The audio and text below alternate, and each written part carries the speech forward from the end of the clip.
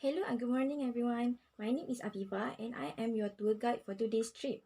Before we proceed to our destinations, I'm just going to remind you to be alert with all of your stuff and valuable items and keep it safe with you, or you can give your important stuff to me to be kept in the safe box that we provide here for extra care. You also are reminded to observe body-to-body system, which means you need someone to keep your distance close to each other so there is no one that get left behind. You can take some pictures, talk to the locals, or even buy some souvenirs if you want. You only have 5 minutes to roam around the destinations and immediately go back to the bus and prepare for the next destinations. Last reminder, dispose your garbage properly. As the saying goes that take nothing but pictures, leave nothing but footprints, and kill nothing but time. So please be seated until we reach our destinations and enjoy the tour. So here we are at our first destination, that is Taman Merdeka Johor Bahru. This Taman Merdeka is a recreational park which was inspired by the country's struggle for freedom and independence. There is a total of 9 lamans or launch, each depicting a chapter in the history of the country's fight also for freedom. But there is much more to this Taman Merdeka than the history.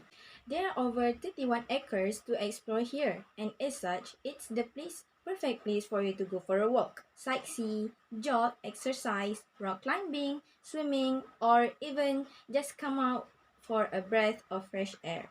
You can also see the large and sparkling lake together with the trees and green open spaces that going to offer you a serene and peaceful environment in which to stay healthy. Okay, now we are going to the second place where you can have fun and playing sport at the same time. Now, we are at our second destination, that is Johor Golf and Country Club. Johor Golf and Country Club history goes back quite a way. Initially designed by Malaysian Dato Ahmad Adam as a 9-hole layout in 1970, the full 18-hole track completed in 1972 and was then the first international standard golf course in the state of Johor. In 1991, the course underwent a redesign and upgrading by note designer Max Weller.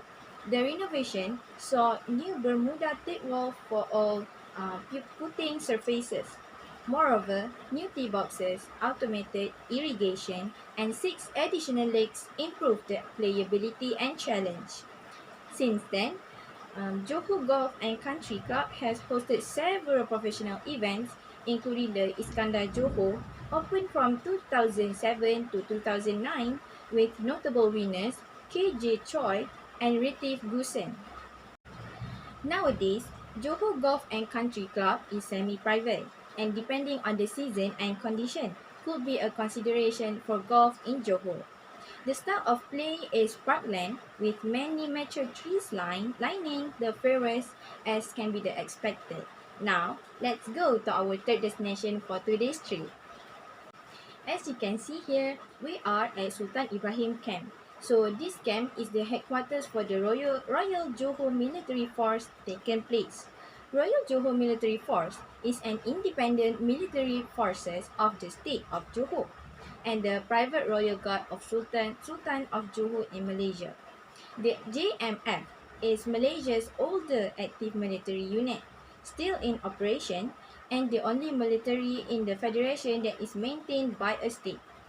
The force comes under the control of the Sultan.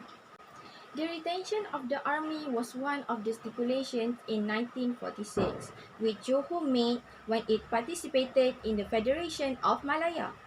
The next schedule of the Constitution of Malaysia states that the Malaysian federal government is solely responsible for foreign policy and military forces in the country. The JMF will be involved under the Malaysian Armed Forces MAF during any kind of emergency and armed conflict as an infantry unit.